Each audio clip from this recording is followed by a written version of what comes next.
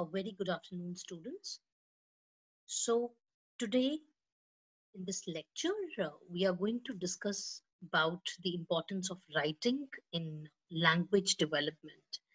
I hope you remember in the last session, we discussed the importance of phonetics. If you remember, we started with phonetics, right? We did the importance of spoken English. We completed phonetics, and we also discussed the basic components of speech like stress, rhythm, and and pronunciation. We discussed intonation and all that. So we have completed the phonetics and basic components of speech part. Now we are moving on further with the importance of writing in language development. Like the way we study the importance of spoken English and the importance of understanding how we can speak, how we can understand the sounds of speech, right? At the same time, it's really important to understand the importance of writing in language development. Okay, let's begin with this. So, what is the importance of writing in language development? As if you develop your writing skills in a new knowledge, you will increase your competence in speaking that language as well. You will learn the new language at a faster rate and you will understand that language at a deeper level than you would have if you only focused on speaking, listening, and reading. This increases greatly if your writing is personal to you. For example, keeping a diary or journal of personal experiences is more beneficial than simply going through language writing drills. So, like the way students, we all believe spoken English is really important in language development, but no doubt till the moment you're not able to understand how you're going to write something, how you're going to form a sentence, right? How you are going to form or how you're going to create phrases, how you're going to write or build simple sentences or complex sentences, you won't be able to speak, right? So that's why the way spoken English is important to us. At the same time, writing is also very important, and make sure that you feel if you really want to work on your writing skills, so it's better that you keep something. I mean, for example, keeping a diary or journal of personal experiences. Why? When you have your own write up, right? So it helps you to go through your own language written, your own language writing drills. You're better able to evaluate yourself. So that's why this increases greatly. And if your writing is personal to you, this writing skill will help you, no doubt, to stay focused on speaking as well, right? So if you're good in writing, no doubt, whatever you will speak correctly. Okay, so you will be able to learn the new knowledge at a faster rate, and you will also understand the language at a deeper level if you know how to write. Writing allows us to learn the same language concepts while engaging new senses. Like it has already been proven that more senses we engage in the learning process, the more likely it is that we will learn concepts and have those lessons stay with us. For example, if you learn a rule of grammar, right, and apply it over and over again by saying words and phrases aloud, so you will slowly learn that concept. See, if you say, for example, if I want to learn something, right? So while learning that particular thing, if just after learning it, after speaking out loudly, if we are quickly writing it, what happens? You're able to retain the information, and that information that you're speaking as and writing, both the things are going on simultaneously. Automatically that information will go to your long term memory. You will increase your retention power. Okay, so however, if you add writing, both the further repetition and engaging new senses will increase your understanding and your retention.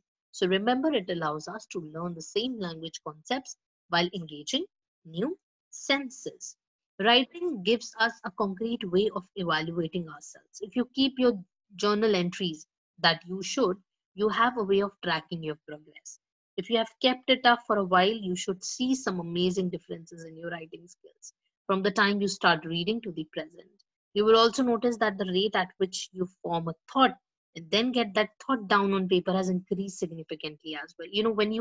When you have this habit of writing, that's what I keep on saying. I can't give you a pill and automatically you will become so good in writing or in speaking. Everything needs practice, and that's why there's a quote that practice makes a man perfect. The more you will be in a habit of writing, trust me, slowly and gradually you will be able to write really well. You will see the change, you will see the improvement automatically. So this increase in ability and increase and also in speed will also be reflected in our ability to speak in new language, right, of your choice as well. Okay, so before moving on to the sentence building part, or to the basic sentence construction, or understanding different things like paraphrasing, and at the same time what are clauses, and or basic components of sentence building as well as paraphrasing, it's important to understand basic words first of all, right? Basic terms like words. Basically, what you mean by words: meaningful sound or combination of a sound that is a unit of language or its representation in a text. Like we study phonetics, the sound of a speech, right? So word is word, a meaningful sound or combination of sounds that is a unit of language or its representation in a text. What is a sentence?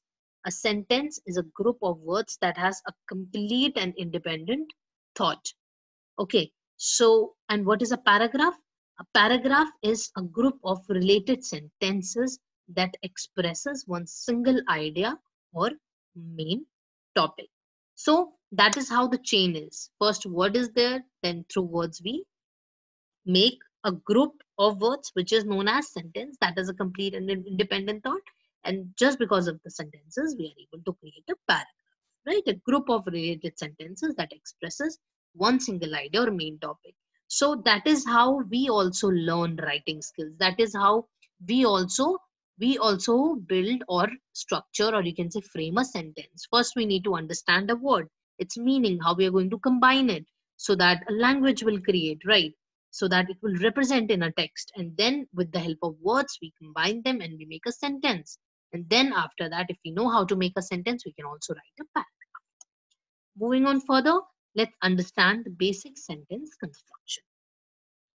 Sentences, what basically sentences can contain nouns, verbs, adverbs, adjectives, and prepositions. I hope you understand, like, name, place, thing. We have studied this multiple times, when we were in grade 5, grade 6, and grade 7, and all that. So we studied grammar over there. We studied nouns, but still, if you want to discuss, you can write, say, noun, a name, place, thing. Verbs, action, anything which is showing an action. Adverb, quality of action. Adjective is something that we can say quality of a noun, right?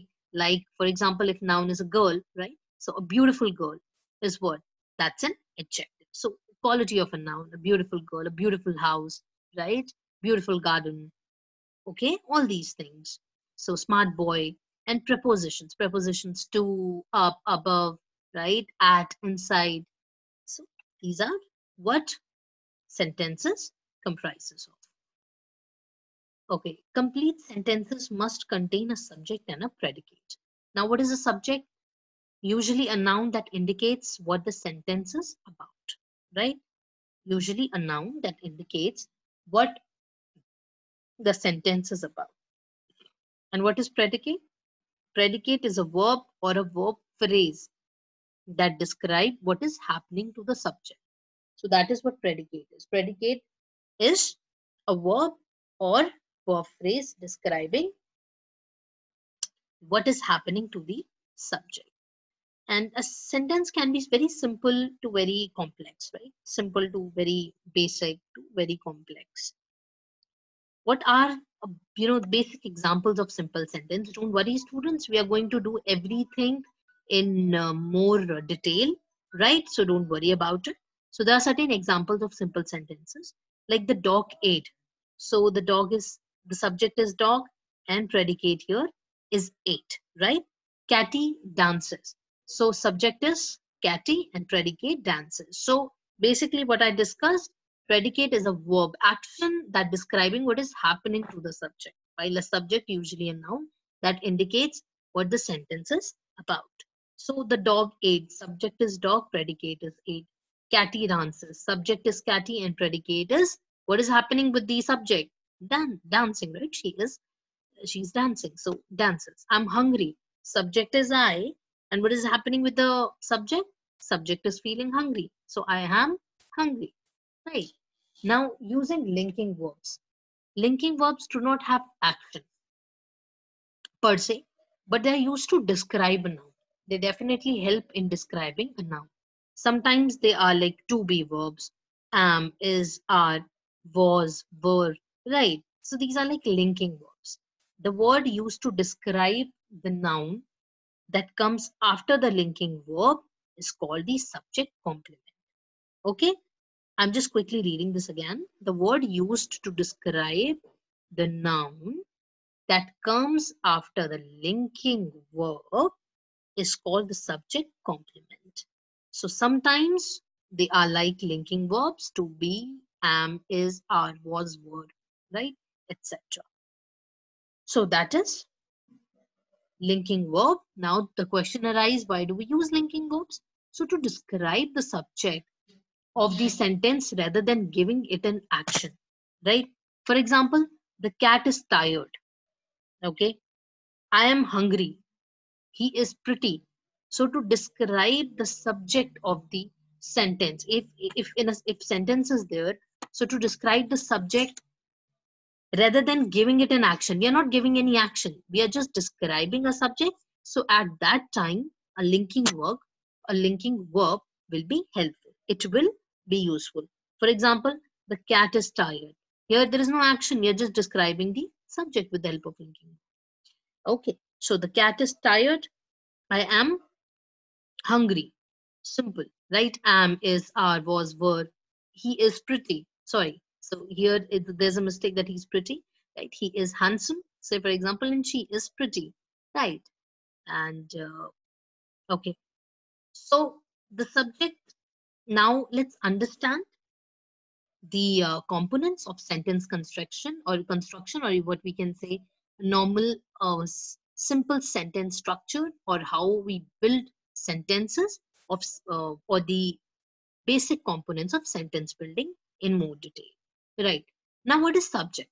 The subject is the doer of the action, or the one being talked about in the sentence. Remember that if there's a sentence, so the one being talked about in the sentence is a subject, right? So the subject is the doer of the action, or the one being talked about in the sentence. All the subjects are either nouns, pronouns, gerunds, infinitives or clauses, and are placed before or after the verb. Remember that all the subjects are either nouns, pronouns, gerunds, infinitives or clauses, and are placed before or after the verb. Example: Jane went home late. Right now, here who's the subject? I hope you got the answer, Jane. Why? Why? Because Jane is the doer of the action, right? Who went home late? Jane went home. So that's why the subjects are either nouns, pronouns, gerunds, infinitives, or clauses, and are placed before or after the verb. Myla is the smartest student in our class. Now, who is the one being talked about in the sentence? Myla, right? So Myla is the smartest student in our class. One being talked about is what we call a subject. Okay, so I hope you understand. So see, here we are using noun, right? You can use pronouns, you can use gerunds, you can use infinitives, anything to describe a subject. A subject. Now let's understand the categories of subjects here, right? Like we have complete subjects. Now, who are complete subjects? A noun, a pronoun, or a group of words, which is the doer of being talked about in the sentence, right? It may include modifiers as well. Any noun, a pronoun, or a group of words, which is the doer of being talked about in the sentence, right? Simple subjects are what? Simple subject, it is the important noun, pronoun, a group of words that out of the complete subject, right? So any complete subject, when we talk about any noun, pronoun, or a group of words which is the doer of being talked about in the sentence. It may include modifiers. Simple subject is the important noun, any important noun, pronoun, or a group of words that out of the complete subject, right? Now, other kinds of subject are, say, for example, dummy subject, the subject with no concrete reference. Say, for example, it is raining hard outside, right? So there is no concrete reference to whom, like, where is the subject? I mean, what we are talking about, I mean, for whom we are talking about, right? That is the dummy subject. So it is raining hard outside. It is dark inside the room, right? So there is, I mean, the subject with no concrete reference. There is no concrete reference here. So that is why after complete subjects and simple subjects, we can discuss about the dummy subject. Like it is dark inside the room. It is raining hard outside. Subject with no concrete reference. Hidden subject, the subject before the verb in imperative sentence. For example, keep up the good work, right? Now, if you can see here, the subject is hidden. It's not about the concrete reference. It is like the subject is hidden here. The subject before the verb in imperative sentence, like keep up the good work. Who? Like we are, if you will see here, it's not mentioned that you should keep up the good work, right? It is just written keep up the good work. So it means you, please pass the salt. Again, if nobody is saying that you please pass the salt, it's like please pass the salt, right? The hidden subject is you, that please pass the salt. So nobody is writing here you keep up the good work or you please pass the salt. It's like please pass the salt. You have to identify the hidden subject, that please pass the salt. It means it's you, right? Now move on further to predicate. Predicate is the information about the subject, right? It is the information about the subject, like I discussed in the previous slide as well, composed of a group of words that states what the subject does, right? Or is doing, right? What the subject is doing. Okay. Sorry, what the subject does or is doing. Example, Jane went home late. So what the subject does? Jane went home late. Right. So here the highlighted one went home late. So what was happening or what the subject is doing or what the subject was doing, you can understand, which is exactly known as predicate. So it is the information about the subject, right? Jane went home late. So what the subject does, went home late. Myla is the smartest student in our class. So we are again talking about the subject here. Okay, that states what the subject does. That is, Myla is the smartest student in our class. So is the smartest student in our class is the predicate, right? Example, my teacher gave a quiz on grammar and reading comprehension. Complete predicate is gave us a quiz on grammar and reading comprehension. And simple predicate is gave. I hope you understood predicate nicely. Sentence has a subject and a verb and a complete thought. Remember that. Okay. Sentence has a subject, a verb, and a complete thought. Sentences are framed with groups of words called clauses and phrases. So students, you must have, heard this term, clauses, phrases, right? So how sentences are formed? Sentences are formed with groups of words called clauses and phrases only. And sentence always has a subject, a verb, and a complete thought, right? That is how you're able to make a sentence. Now let's understand what clause is.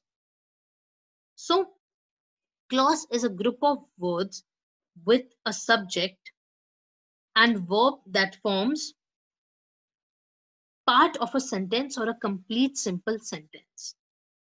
So if we will, again, I'll just repeat this definition. What is a clause? A clause is a group of words with a subject and verb that forms part of a sentence or a complete simple sentence. Now there are categories in clauses as well. say independent clause. So what is an independent clause? Independent clause has a subject verb combination and a complete thought. It can be a simple sentence or a part of a sentence. Independent means to stand on one's own, right? For example, we have subject here and verb here. Complete thought. For example, I had to hurry, right? I had to hurry. Note the subject and verb of an independent clause are the subject and verb of the sentence. Please remember that the subject and verb of an independent clause are the subject and verb of the sentence. Okay, so I hope you understood this independent clause. It's really easy to understand. It has a subject, verb, and a verb combination, and a complete thought. Subject, verb combination, and a complete thought. It can be a simple sentence or a part of a sentence. Like we have seen, I had to hurry. I subject, had is the verb, to hurry, a complete thought. Okay, let's move on further. Dependent clause. Now, dependent clause is what? It has a subject verb combination but does not convey a complete thought. That is what a dependent clause is all about. So it has a subject verb combination but doesn't convey a complete thought. So it cannot be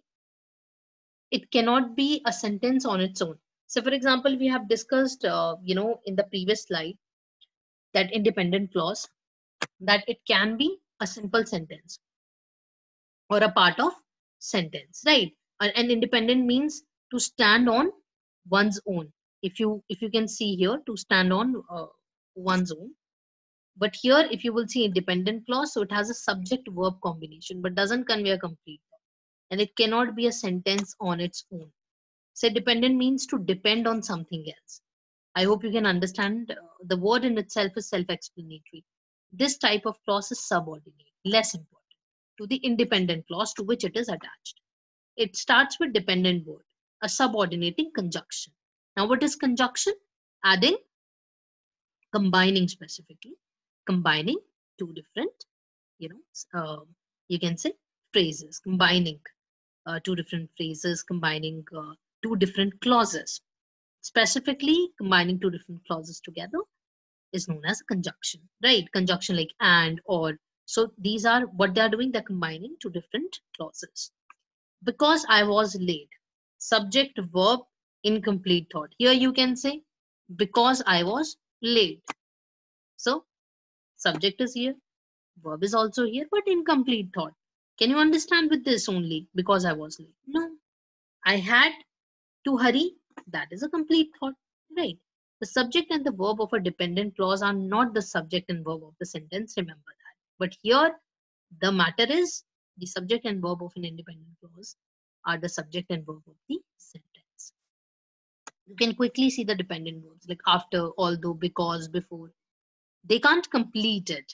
They can't complete a thought, remember, even if, even though, how, if, in order that, since, so that, though, unless, until, what, when, whenever, where, wherever, whether, which, while, who. These are some examples of dependent words. Now, the basic four sentence structures that we have to discuss, right? The first is simple sentence. Simple sentence has one independent clause with one subject verb combination. Like, I was late, right?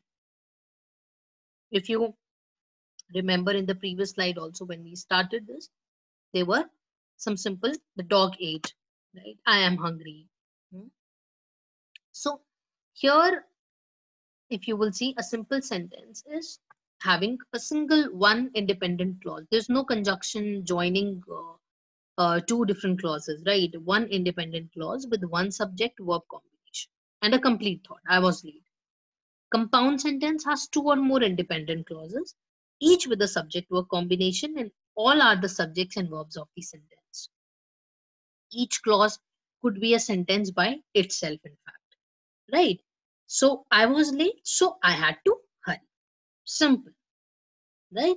I was late, so I had to hurry. Okay, that is a compound sentence.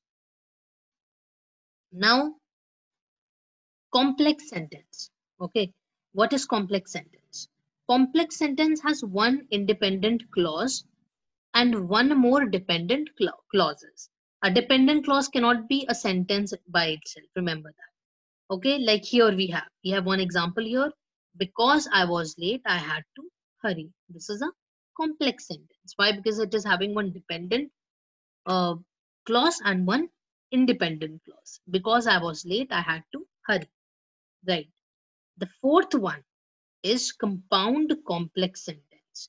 Now, what is compound complex sentence? Which has two or more independent clauses and at least one dependent clauses. At least means that it can have more than one dependent clauses as well. Okay, that will also known as compound complex sentence. So it has two or more independent clauses and at least one dependent clauses. For example, because I was late, I had to hurry, so I did not answer the phone. Like, like there we had only one independent clause or one or more dependent clauses. Here we have two or more independent clauses and at least one dependent clauses. Because I was late, I had to hurry, so I didn't answer the phone. Simple and basic example of compound complex sentence. Before that complex sentence, we also discussed compound sentence and we also discussed simple sentence. So that is how you can, when you start learning sentence construction or sentence building, so you have to start with the basic means from simple sentence. Once you get a command over simple sentence, you get an expertise, then you move further to compound sentence, then you start making complex sentences, then after that compound complex sentence. So that is how you there are four sentence structures that you have to study and get your skills improved on all these structures. Okay, what is a phrase? So a group of words with no subject or verb that work together in a single grammatical function. That is a phrase, right? A group of words with no subject or verb that work together in a single grammatical function. Prepositional phrase, a group of words starting with a preposition. I hope you understand the preposition. Still, I'll discuss. Prepositional phrase, a group of words starting with a preposition that often tell when or where or add detail. These phrases end with nouns or pronouns. Time, location of word, right? In the morning, like during the day, under the table, behind the house, of the girls, of the classes.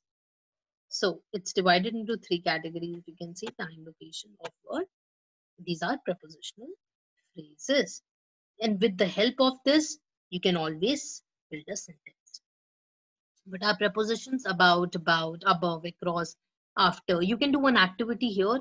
You can always make sentences with the help of prepositions. Okay?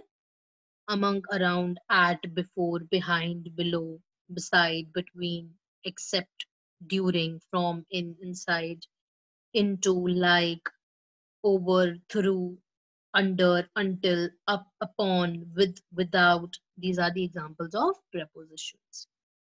Okay, I hope you're understanding and please practice. Like, I'll keep on saying this. So let's understand the summary of whatever we have done in sentence building, and then we will start with paraphrasing.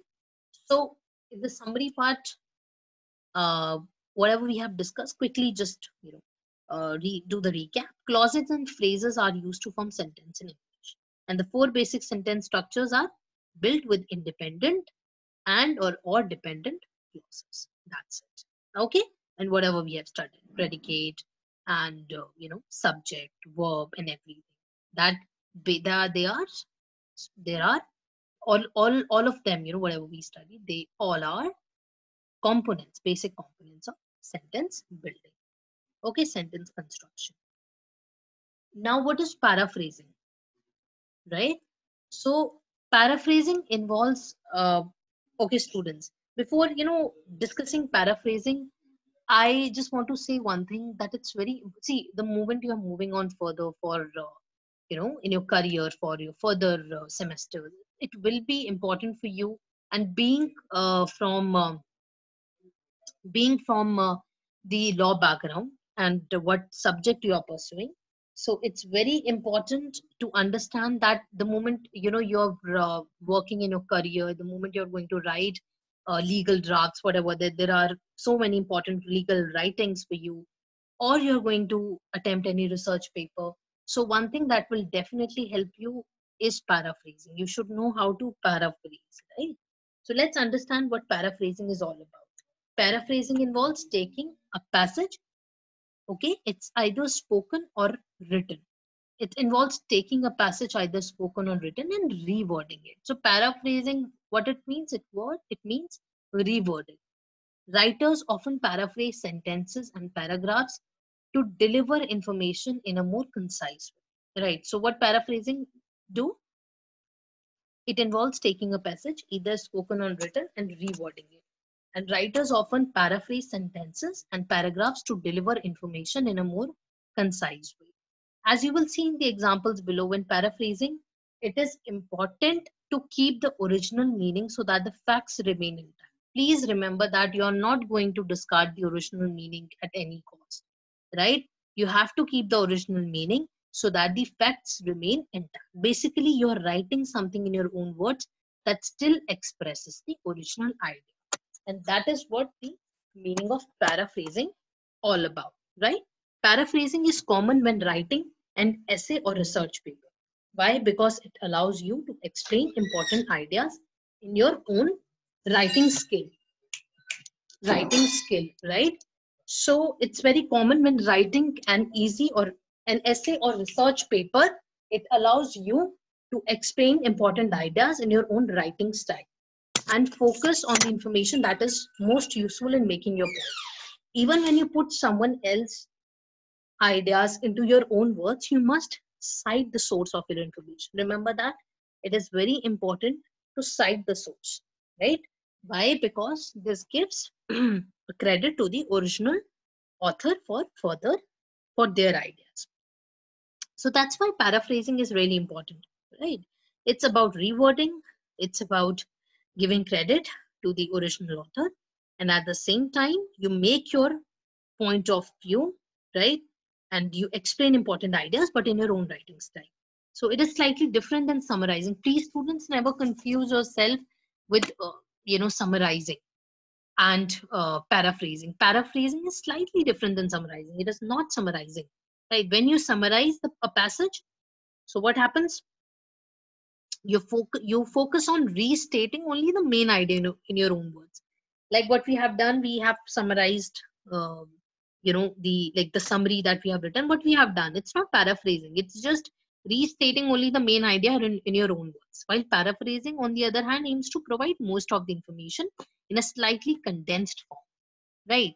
And summaries are much shorter than the original passage. Remember that. While paraphrasing can be shorter, longer, or it can also be of the same length. Okay. Like sometimes you only need to paraphrase the information from one sentence. Here are some examples of paraphrasing individual sentences. Students, please, before seeing my answers, before looking at my answers, it's better you do it. You try to do it original. But there are certain paraphrasing sentences that I've already shared um, with you people of it's a worksheet specifically where you're going to paraphrase where you're going to paraphrase some sentences, some original sentences you're going to paraphrase. So like here we have, quickly just go through, try to solve this on your own, try to paraphrase them on your own, and then you can see the answer. A life spanned years of incredible change for women as they gain more rights than ever before. So, how I did, I paraphrased. She lived through the exciting era of women's liberation. Symptoms of influenza include fever and nasal congestion. Paraphrase. A stuffy nose and elevated temperature are signs you may have the flu, right? The price of a resort vacation typically includes meals, tips, and equipment rentals, which makes your trip more cost effective. So, in my own words, if you're going to reword it, so you can easily write all inclusive resort vacations can make for an economical trip. See, if you will see here, if you will see the structure pattern here, what we are doing basically, we are just trimming the sentences in a different manner. Like, for example, if you feel that this is a very long sentence, what it is all about, it's about economical trip, right? All inclusive resort vacations can make for an economical trip. He has tons of stuff to throw away. What I did, just simply he needs to get rid of a lot of junk. That's it. So when you reword it, when you know, you rephrase it, so automatically the sentence, you can make a sentence concise, and also automatically sentence becomes more crispy, right? You can simply make it concise, or if you want to let the sentence having the same length but crispy, more understandable. So you can always reword it in your own language, right? I mean, in your own words. Okay. And here we have one basic paraphrasing. A longer passage can take a little more effort, but you have to ensure it is different enough from the original to be, classed as your own work.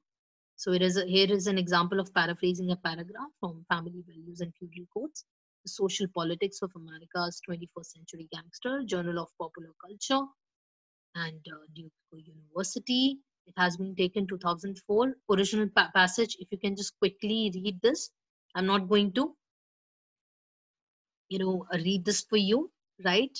Here you have to read this on your own. And that is what a paraphrased passage that I've written for all of you. But make sure you yourself try to paraphrase it. Okay?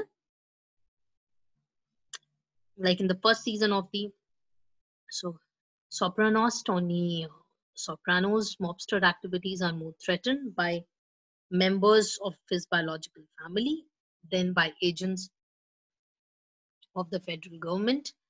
This familial betrayal is multi-pronged.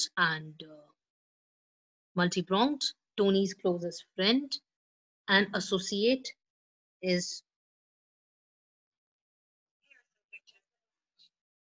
Tony's closest friend and an associate is an FBI informant. His mother and uncle are conspiring to have him killed, and his children are surfing the web for information about his activities. So betrayal is multi-pronged. FBI informant. See, the main point of this passage is that problems within the family are as bad as, if not worse than, problems caused by the federal government. Details about this betrayal include someone close turning informant, a hit being put on Tony by family members, and Tony's kids tracking his activities. Right? As you can see, the main idea and the important details are included in the paraphrase version. Though the wording is quite different, you quickly just have a look. Tony's closest friend, associate in FBI informant. Children are surfing the web in spite of writing that the kids click through websites. If you can quickly have a look. Betrayal is multi-pronged. Tony's closest associate is an FBI informant. And here is a summary of some of the main changes made during the paraphrasing process. Like early in the series, first season, you can say. Greatest threat, more threatened. One of his closest associates, closest friend and associate. His mother colludes with his uncle. His mother and uncle are conspiring. His kids click through websites. His children are surfing the web. Right? So that is how we can paraphrase or reword any paragraph, any passage in our own words, right? So students, one thing which is again very important, keep practicing, practice, practice and practice, as practice makes man perfect. So in order to learn English, in order to learn how to write sentences, how to build sentences, it's important to understand the rules first and then habit of completing the worksheets. Please Whatever assignments I'm giving, take them seriously, complete it, and make sure you practice more and more written exercises. Thank you so much, students. Have a wonderful day. Stay safe and all the best. Thank you so much.